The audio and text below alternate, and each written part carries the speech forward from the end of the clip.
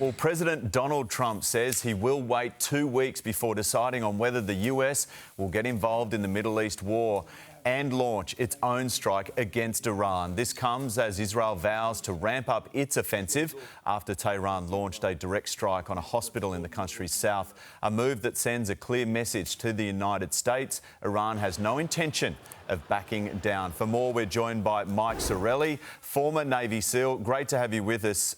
Let's talk about this 2-week window from Trump. Why is he doing it? Why isn't he going in now?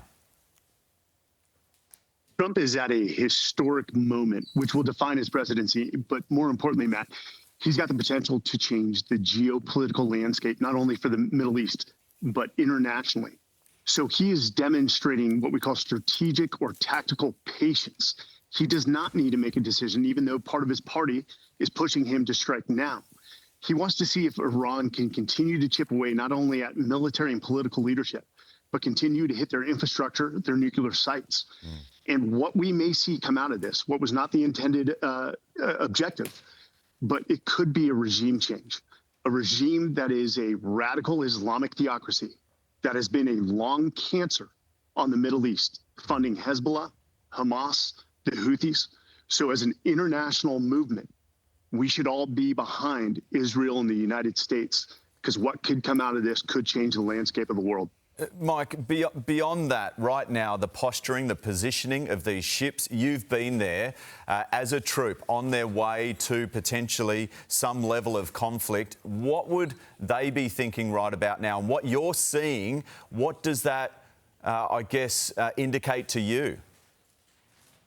So this is a normal response. One, it does put pressure on Iran that we have forward postured not only our naval fleets and aerial assets, but troops. Now, is it likely we put troops on the ground? No.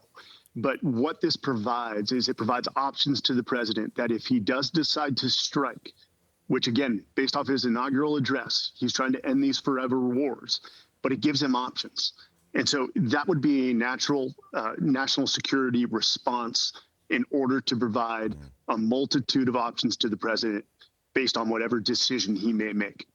I think in the world's interest, the idea of Iran having some level of nuclear weaponry is scary, concerning. The idea that they have these bunker busters that they can go in and destroy these deep underground labs that are producing these potential weapons or storing the equipment for them. That's important, isn't it, in this to make sure that that gets done?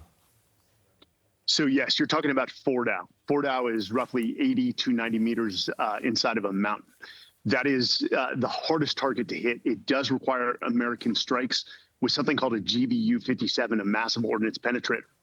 Now, that has to be delivered via a heavy bomber like a B-2. But again, this goes back to the waiting game and Trump showing restraint to make a decision to see what happens. Because if there is a regime change, and what we're seeing is the Iranian people are rising up, they're burning pictures of the Ayatollah. They may enact a regime change, which means Fordow could be taken peacefully and disbanded with the IAEA on the ground, watching it happen in real time. Let's hope, as you said, peacefully, let's hope that that is the resolution here. It hasn't been great over the last couple of days, Mike.